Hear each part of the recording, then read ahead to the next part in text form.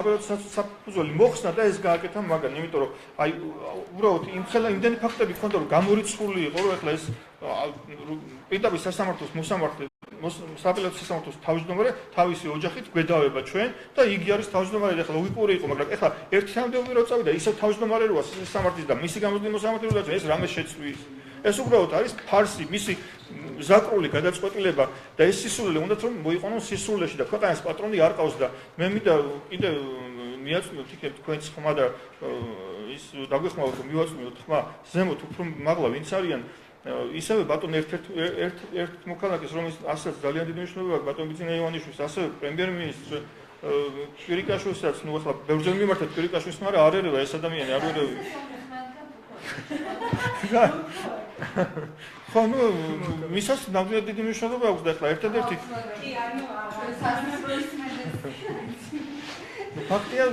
ფაქტია იგივე გრძელდება რა. ბიზნეს ომბუდსმენი ჩვენი საქმე ძალიან კარგად იცის. მან კარგად იცის ფინანსური პოლიციამ ვალერიან ცეცხლაძის დავალებით მაშინ რაც გავიგეთ რა. მაშინდელმა ბიზნეს ომბუდსმენმა ახლა არის ეკონომიკის მინისტრი. მას წერილობით ახლა მიმართეთ, მაგრამ არ უპასუხია ალბათ ახლა არც ალია ჩვენთვის, მაგრამ მარტო მას კი არა, არც ალია იუსტიციის მინისტრს, არც ალია პრემიერს, არც ალია ბატონ ბიძინას, არც ალია სხვებს და ანუ ქვეყანა ვიყავთ უსკულში ამ ადამიანებს და ახლა ვიღაც ალბათ როდისღაც მოიწვის, მაგრამ როცა მოიწვის გვიან იქნება და იქნებ ახლა მოიცავ.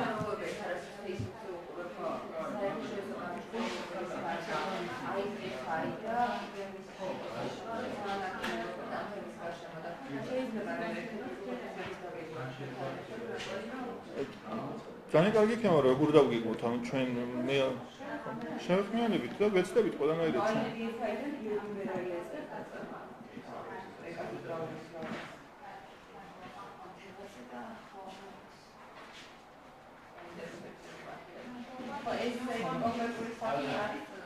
იყო სწავლით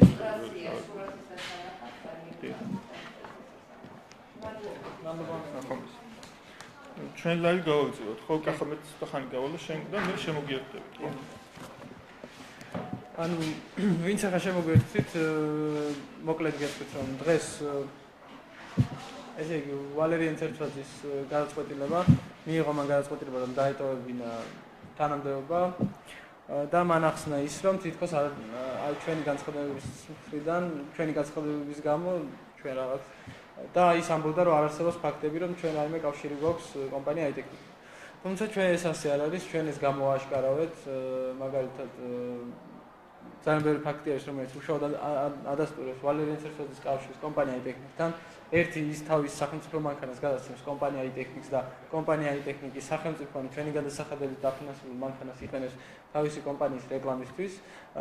მეორე ის რომ მისი პირადი ქონება არის დატვირთული იპოთეკით მის სასარგებლოდ, ესეც ფაქტი არის და ესეც ადასტურებს რომ ვალერიან ცერცვაძის ოჯახის არის ეს ბიზნესი და ასევე მესამე ფაქტი რომ კომპანია აიტექნიკა არის დაფუძნებული მისი მამის, მურთაზ ცერცვაძის, მისი ცოლის ძმის და დღემდე მისი მეუღლე მუშაობს კვანტუმ კუჭაზე, დღემდე მისი მეუღლე მუშაობს კომპანიაში როგორც გენერალური მენეჯერი, ანუ მისი ვალერიან ცერცვაძის ცოლის ძმის შემდგომ არის მისი მეუღლე.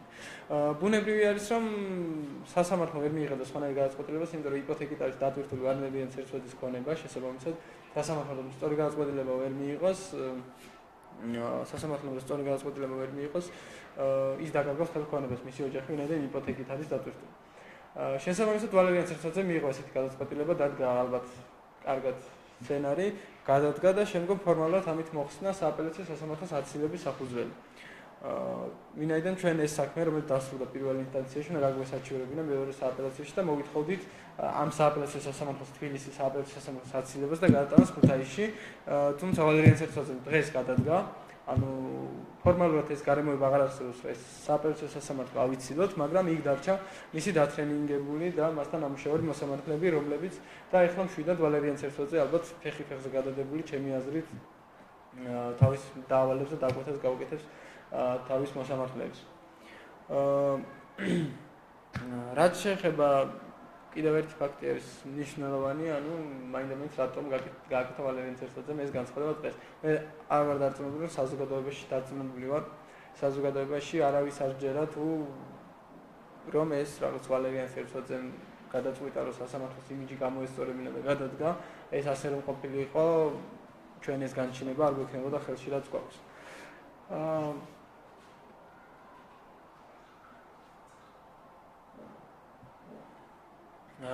საქალაქო სასამართლომ გამოიტანა გადაწყვეტილება და ჩვენ დაგვეკისრეთ 900,000 ლარს გადახდა კომპანია აიტექნიკის სასარგებლოდ გულისხმობ იმ კომპანიას რომელიც ვალერიან ცერცოძესთან არის დაკავშირებული ესე იგი რატომ მიწევს ამის გადახდა მოკლედ 2011 წელს ჩვენ დავარეგისტრირეთ გვინდოდა კომპანიის გახსნა დავარეგისტრირეთ დომეინი aitechnics.g თუმცა შემდგომ ჩვენგან წასულმა ჩვენივე ყოფილმა თანამშრომლებმა გახსნეს კომპანია aitechnics ანუ ვალერიან ცერცოძის მამასთან და სოლიზმასთან ერთად და ეს დასახელება ანუ 1.100 შეცვალეთ და თვითონ დაარქვეს თავად კომპანიას. ანუ ქრონოლოგიურად ჯერ ჩვენ ვარეგისტრირებთ, გაჩნდა იდეა ჩვენს კომპანიაში დავარეგისტრირებთ დომეინი, ვაპირებთ კომპანიის დარეგისტრირებას და შემდგომ ჩვენგან წასული ჩვენი ყოფილი თანამშრომლები მათთან ერთად ხსნიან ახალ კომპანიას, სახელს ვერიფიქრებენ უკეთეს, საკლებენ 1.100-ს და არქვენ.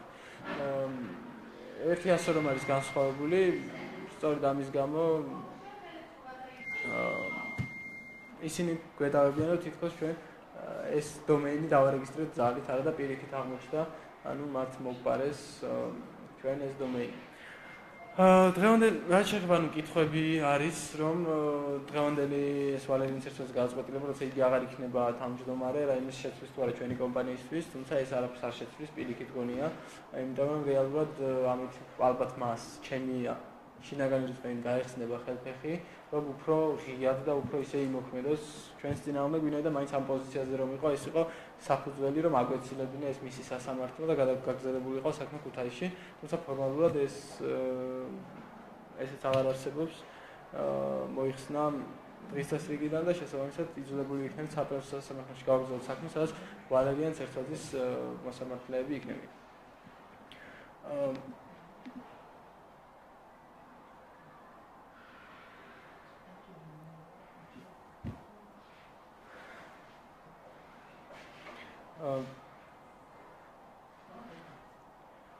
რაც შეეხება ამ დღევანდელ გადაწყვეტილებაზე, ანუ აქ იყო კითხვები. ამ გადაწყვეტილებას განჩინება ჯერჯერობით არ ჩაგვარებია, ანუ გულისხმობ პირველი ინსტანციის განჩინებას, როგორც კი ჩვენ ეს ჩაგვარდება აუცილებლად გამოვაქვეყნებთ და გვინდა რომ თელმა საქართველოს ნახოს თუ რა შეუძლია გააკეთოს მოსამართლემ რომელიც დაკვეთას ასრულებს, ანუ რა აბსურდზე შეიძლება რომ ხელი მოაწეროს. და ჩვენ ისევ ვამბობთ და ისევ ამტკიცებთ რომ ზოგადად დამკვეთები არ ამგონი ესე უცებ რაღაც შეიცვალოს, მაგრამ კარგი იქნება თუ ვინც დაკვეთას ასრულებს, ამ ადამიანს არ ექნება ბერკეტი რომ დამკვეთის მითითებები შეასრულოს. ანუ ეს წინა ისტორია მოვყევი რატომ მოვედი ფანტონდე ამიტომ რა ინტერესებდა. დღევანდელ გადაწყვეტილებაზე ერთი სიტყვაც ვთქვა და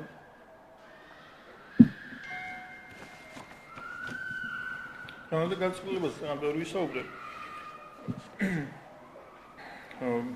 გავიმეორებ რომ ეს არის უბრალოდ ცერცოძის ცხვრის ქურქის მორგება თითქოს და არ ამ დროს ორდით პოზიციაზე და ორდით თანამდებობაზე ისევ რჩება ჩვეულებრივ.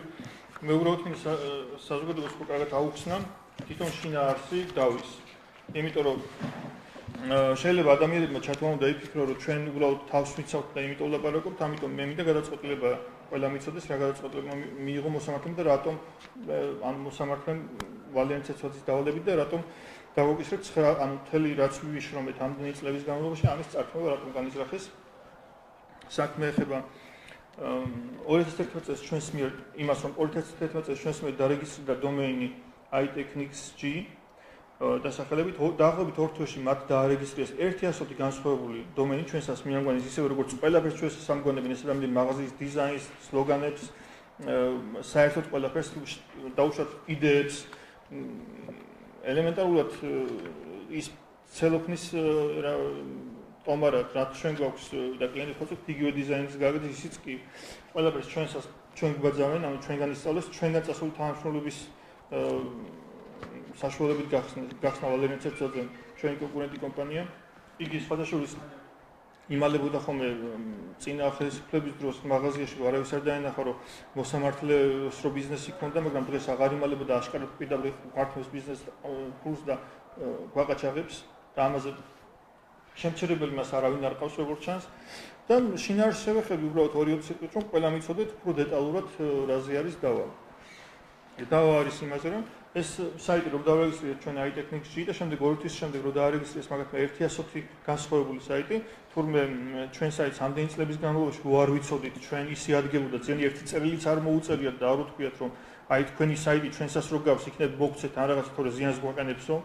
თურმე დაითვალეს ეს ზიანი რაღაც ექსელით და მოსამართლემ ესეც ნორმალურად ჩათვალა და რაც ჩვენ მოგება გქონდა სინამდვილეში ის დათვალეს და არ თავის ზარალი და 900.000 ლარი უზარალია თავის ცხრილების გამოთვლით და მოსამართლემ ესეც სერიოზულად ჩათვალა და მიიღო. თანაც ჯერ სერიოზულად როგორ უნდა ჩათვალონ ახლა ის რომ ჩვენი მსგავსი საიტი მათ რომ ჩვენ შემდეგ დაარეგისტრირეს ზიანს აყენებდა მათ.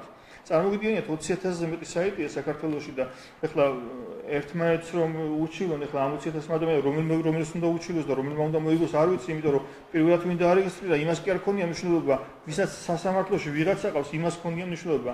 ანუ ვისაც სასამართლოში გავლენა აქვს იმის ნათესავს ან ახლობელს, იმიტომ რომ უამრავი საიტია ჩვენ ალპერტავთ ამავე გვერდზე დაბლა და შეგიძლიათ ნახოთ ეს საიტები დაახლოებით 20 წუთში ამოვიღეთ 700-ზე მეტი საიტი, რომელიც 1.1 განსხვავდება ერთმანეთისაგან. და რეალურად კი 20.000-ზე მეტი საიტია და ნელ-ნელა ჩვენ შევკრიბავთ ამ 20.000-ივე საიტს და გამოვაქვეყნებთ ამასაც და ამ 20.000 ადამიანმა ერთმანეთს რო უჩილოს, ისე კარგად გადახედოს ყველა ადამიანმა, მინდა ახლა უთხრა ყველა ადამიანს, რომ კარგად გადახედოს რამე საიტი, რაღაც საიტი ყველას აქვს და რაიმე მსგავსი საიტი არ არსებობდეს სადმე. საქართველოში თორე შეიძლება მთელი ბიზნესი სულ წაგართვან და მოულოდნელად გაიგოთ რომ თქვენი საიტი იმათ ზიანს აყენებდა. ესეც წარმოუდგენლის სისულელზე მიიღო მოსამართლე ნათიაშვილმა გადაწყვეტილება. ეს არის ავაზაკი მოსამართლე არამზადა ადამიანი. თორე როგორ შეიძლება ახლა ესეთი ეს ხო წანაც აღნიშნე ვინ რო გაასამართლეს საფრანგეთში იმაზე უარესია ხო ეს გადაწყვეტილება. მე არ ვიცი ახლა სააპელაციოში სამმა მოსამართლემ ეს სისულელე როგორ უნდა დააკმაყოფილოს და კიდე ახლა უზენაესში უფრო გვაქვს იმედი რომ სააპელაციოში არ მგონია რომ ვალერიან ცეცხლის წინააღმდეგ რომელიმე მოსამართლე წავიდეს.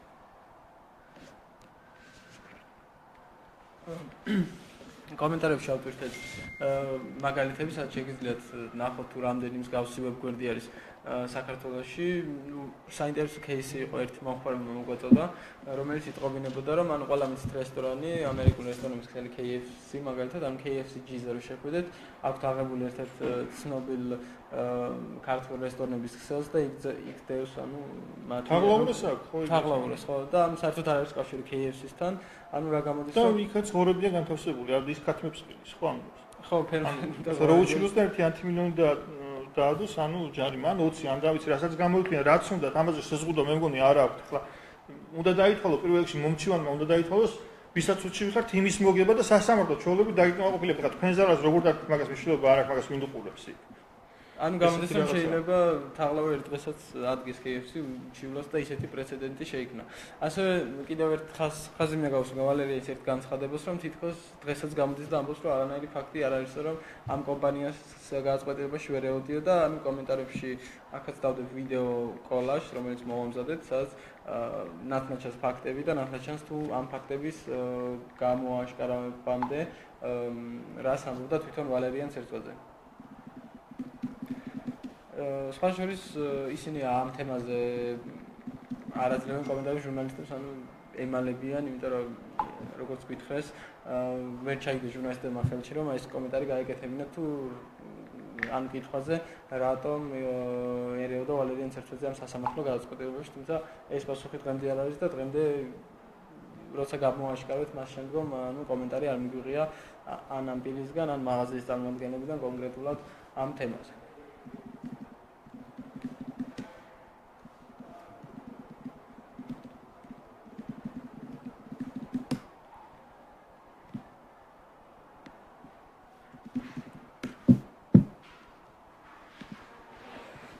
კომენტარებში ასევე ავტვირთავ პოსტსკრიპტუმის, განსაკუთრებით პოსტსკრიპტუმისაც, ვინც ეხლა შემოგვისწარდა, ანუ არ იცით ზოგადად რაზე მიდის დავა, ანუ შეგიძლიათ ნახოთ ყველაფერი არის ახსნილი დეტალურად, ასევე ცალკე ეხლა ზუსტად ჩავაგდებ მოკლედ ფაქტების კოლაჟს, რომელიც ადასტურებს, რომ სააპელაციო სასამართლოს ჭყალებში ყოფილი თავმჯდომარე ვალერიან ცერცვაძეს აქვს კავშირები ამ კომპანიასთან. ეხლა ჩავაგდებ პოსტსკრიპტუმის სიუჟეტს.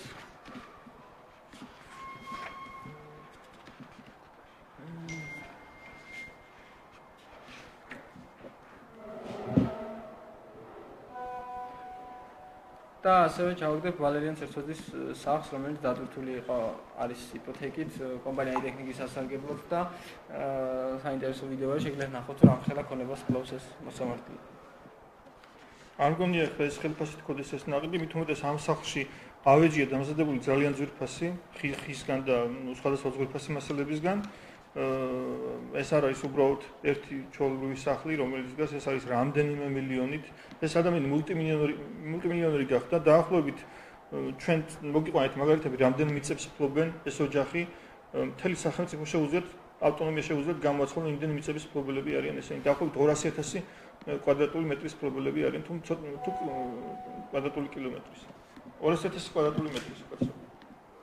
და ბოლოს ჩავაგდებ ასე ლინკს ან შეგიძლიათ ნახოთ რა სამბობდა მაღაზიის წარმომადგენლები და თავად ვალერიან ცერცოძე რომ არანაირი კავშირი არ ჰქონდათ ჩვენს კომპანიასთან, ასევე მათი კომპანიის დამფუძნებელი აცხადებს რომ საჯარო რეესტრიდან გამოცხობილი ინფორმაციაზე რომ ამის ავთენტურობა ყოფილა თურმე დასადასტურებელი და ერთქვეშ დააყენა ზოგადად ამ ინსტიტუტის საჯარო რეესტრის არსებობა და შეგიძლიათ ყველაფერი ნახოთ, არ ვიცით არავის საზოგადოების შეყვანის საშუალებას, გვინდა რომ ყველამ კარგად ნახოს და გაიაზროს ფაქტები.